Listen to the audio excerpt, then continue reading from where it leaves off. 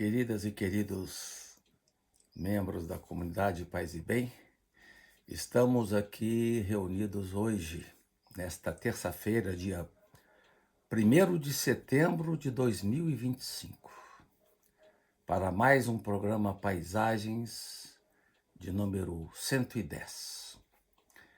Escolhi como tema nesse lindo mês de setembro, que é o mês que vai dar início à primavera, um tema curioso que eu intitulei Um Quadro de Envelhecimento.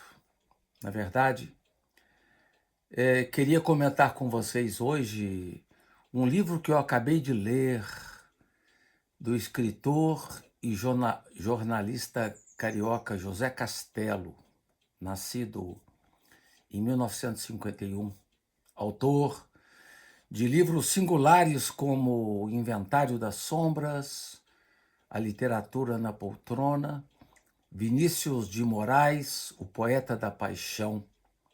Ele é também colunista de jornais literários, como Rascunho e Suplemento Pernambuco. Trata-se deste livro, Devastação, publicado pela editora Arquipélago de Porto Alegre, agora em 2025. Ele tem um subtítulo, Um Drama Cósmico. Devastação, um drama cósmico. Como mostra Julian Fuchs na orelha do livro, estamos no coração do intrincado teatro do cuidado com o idoso. O cuidado e sua impaciência, seu desamor, seus pendores brutos, seu cortejo de horrores. E, no entanto, o cuidado que ainda é cuidado em sua delicadeza e em sua humanidade. Trata-se, no livro, de uma mulher idosa que vive praticamente em seu quarto, nas estreitas dimensões de um apartamento onde ela se aloja, onde se aloja o real em toda a sua precariedade, sua esqualidez e seu cansaço. A certo momento, a narradora diz no livro: o mundo anda muito poluído. As bordas das coisas se dissolveram. Agora tudo se derrete e se mistura, e viver é cada vez mais difícil. Uma mulher vive nesse quarto os seus últimos tempos. Vive presa num corpo que a defrauda. Um corpo que alguém largou sobre seus ombros e que lhe cabe arrastar. Trata-se de Anita Vogler,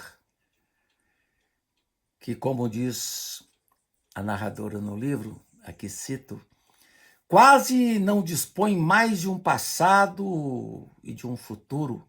Sua vida se consome num presente agônico, feito só de ocorrências menores e pensamentos incessantes. Um presente racionalmente desesperado. Olha-se no espelho e já não se reconhece. É do espelho, imagem tão cara à literatura, basta ver Clarice Lispector, é do espelho que virá seu espanto e seu desastre. Anita tinha nascido na Taquara, Rio de Janeiro, em 1926. Seu pai tinha sido ourives, sua mãe datilógrafa e depois costureira, mas sua mãe tinha morrido cedo. Anita estudou piano, teve uma boa formação, estudou com as freiras carmelitas, foi uma moça recatada que lia os poetas românticos e tocava Debussy no piano. E por que tratar esse livro? aqui hoje no nosso programa. Pelo fato de eu estar trabalhando nos últimos tempos o tema do envelhecer e do morrer.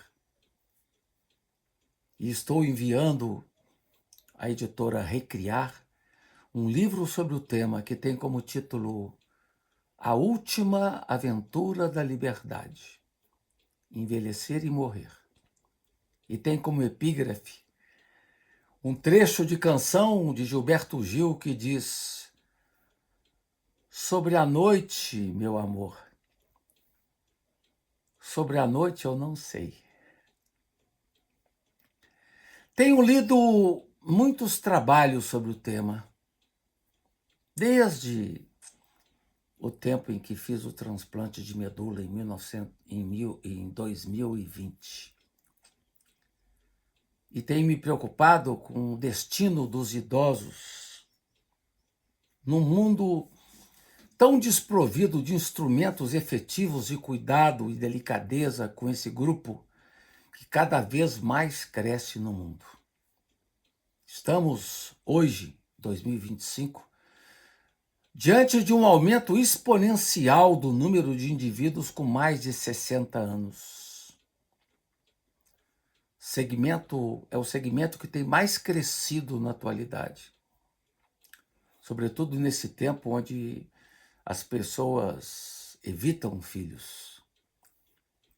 Segundo a Organização Mundial da Saúde, com dados de 2005, 754,6 milhões de pessoas estavam nessa faixa de idade dos 60 anos em 2010. E as projeções apontam para 1,2 bilhão de pessoas em 2025. Podendo chegar a 2 bilhões de pessoas acima de 60 anos em 2050. Esses números ocorrerão igualmente em países desenvolvidos e em países em desenvolvimento, inclusive o Brasil. Com o advento da tecnologia médica, as trajetórias de morte foram modificadas com o prolongamento da vida. Como mostra uma grande estudiosa do tema, que eu aprecio muito, Maria Júlia Kovacs, em artigos que escreveu sobre o tema da morte e dignidade, o grande medo na atualidade é o prolongamento do processo de morrer com sofrimento, perda de autonomia e dependência nas atividades diárias. A morte, que é um fato natural, passa a ser cada vez mais medicalizada. Segundo Maria Júlia, a tecnologia médica contemporânea é capaz de transformar o processo de morrer em longa e sofrida jornada. E muitos velhos passam seus últimos tempos em instituições de acolhida. Os antigos asilos são os chamados idosos institucionalizados. E ali eles sofrem 3 processos complexos: o tédio, o isolamento e a impotência. Outros idosos são cuidados por seus familiares ou cuidadores e cuidadoras nas próprias casas. Mas também ali a situação não é fácil. É o que nos mostra José Castelo no livro que estamos abordando hoje. No livro temos alguns personagens: Anita Vogler, que é a idosa, Marli, que é a cuidadora, Ralph, que é o cachorro da vizinha, um cachorro muito velho, que já não consegue ficar de pé sozinho, que late muito e uiva na sua solidão, esparramado nas lajotas, as patas abertas e o focinho enfiado no chão.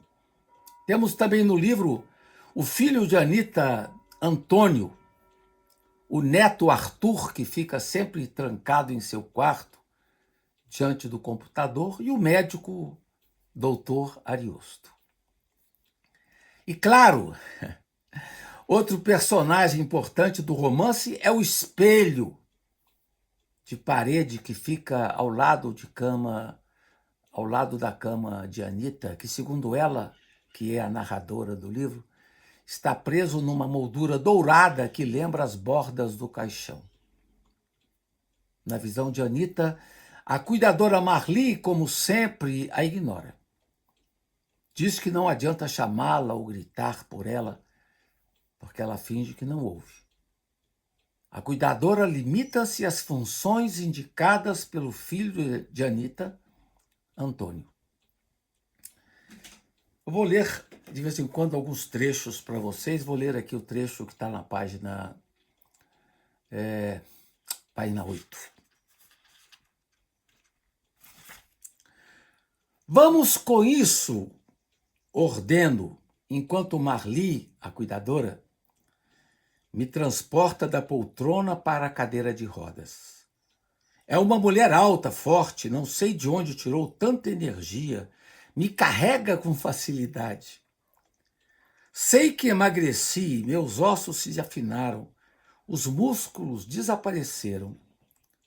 Mesmo assim, é assombroso o modo como ela me ergue, age como se eu fosse uma boneca ou um manequim de vitrine. Anita vive numa cadeira de rodas e sempre quando vem levada pela cuidadora, ela passa diante do espelho do seu quarto. E ela vira o rosto com medo de olhar. Diz a narradora. Não é medo do espelho, é medo do que vejo. Não me lembro mais que idade tenho, mas sei que estou muito acabada, diz ela no início do livro. Anita vai ao longo do livro estabelecer uma relação com a mulher que vislumbra dentro do espelho. Ela acha que tem uma mulher dentro do espelho. Ela acha que ali dentro habita uma desconhecida que Marli garante ser ela mesma. Anita. Mas Anita reage. Se sou eu, estou muito diferente de mim. Anita diz que a pessoa que habita dentro do espelho não tem o que fazer, vive uma vida vazia. E ela, Anita, reclama do doutor Ariosto, que sempre a enche de remédios e que vem chamado pela cuidadora ou pelo filho Antônio quando necessário. Para Anita, o interior dos espelhos funciona como um palco de teatro. Prisioneiras, as pessoas se limitam a seguir instruções e a recitar falas que não lhe pertencem. A lição mais importante: seguir à risca os gestos de quem está do lado de fora. Assim como o espelho segue de forma absoluta o que cada um faz diante dele, a própria vida de Anita tem sido isso, né? Tem sido responder às instruções que lhe são dadas na vida. Anita vive engendrada numa cadeira de rodas barata, que o filho preferiu alugar do que comprar. Uma cadeira que não consegue fazer os movimentos de forma mais adequada em razão da sua precariedade. E ela diz: os filhos são todos iguais, só pensam em si. Nós velhos somos trastes que eles carregam, castigos. Anita reclama inclusive dos cuidados corporais. Suas unhas são pintadas pela cuidadora, aliás, mal pintadas, pois ela, a cuidadora, diz que não foi paga para o serviço de manicure. A cuidadora fala com o filho de Anita, Antônio, como se Anita não estivesse ouvindo o que ocorre no colóquio entre os dois. Aqui um outro trecho sobre isso. É sempre de mim que se trata na conversa da cuidadora com o filho. Fala de mim como se eu não estivesse aqui, bem a seu lado. Como se eu estivesse longe, muito longe de meu quarto e fosse incapaz de escutá-la. Fazem isso sempre com os velhos. Somos anulados. Viramos uma terceira pessoa muito distante que talvez viva em algum mundo paralelo. Não importa se estou fora ou dentro do espelho, importa que estou presente. Velhos não são objetos. Não sou uma cadeira ou um aspirador de pó. O pior não é que nos tratem como crianças. Nos tratam como seres.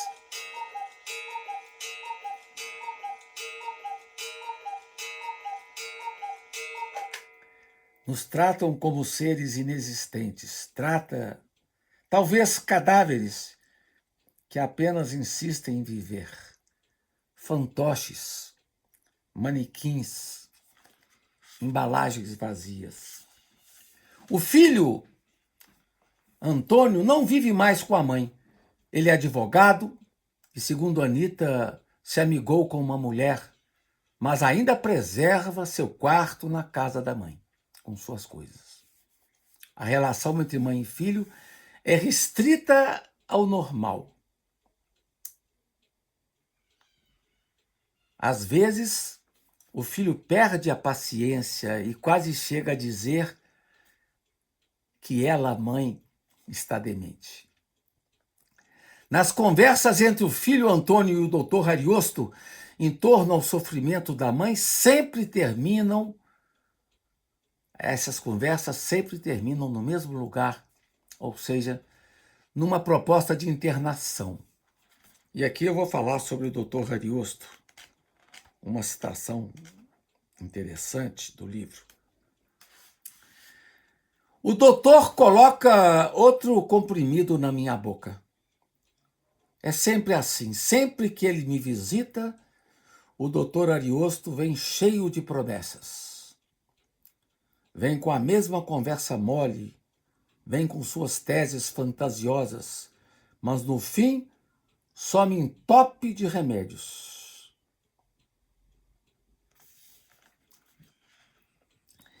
Interessante também no livro as considerações de Anita sobre o neto que mora com ela na sua casa.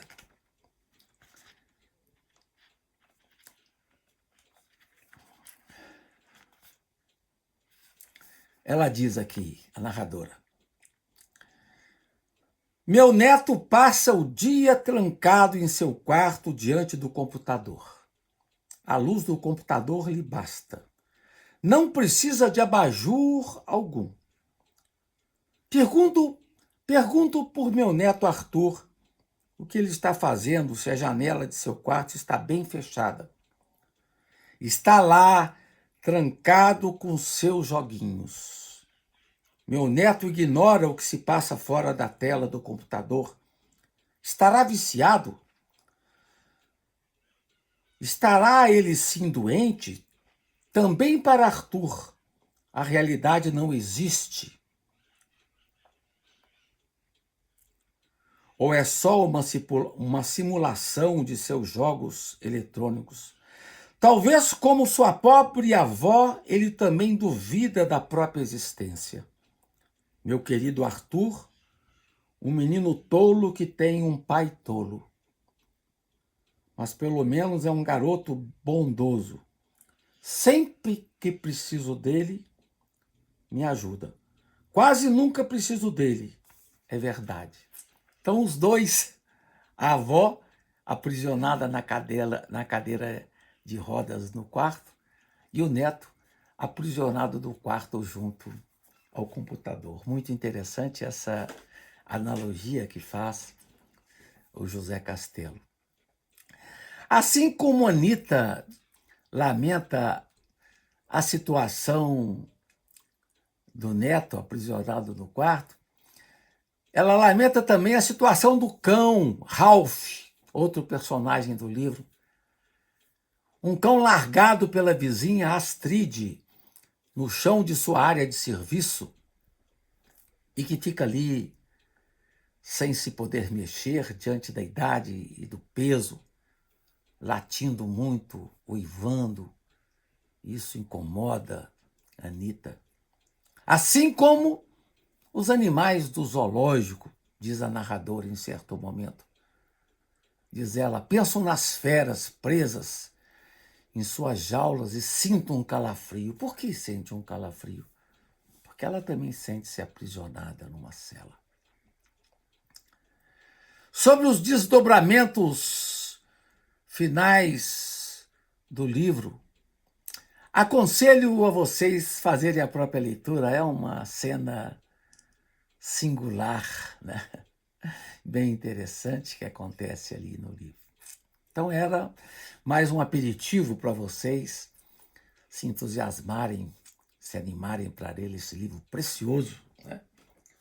Do José Castelo, que acaba de sair agora publicado. Agradeço a todas e todos que estão me ouvindo ou que vão me ouvir, em especial ao Felipe Albani, que cuida da parte técnica. Desejo a todos uma linda semana, celebrando essa entrada de setembro, mês tão precioso, depois de 2 meses tão longos como julho e agosto.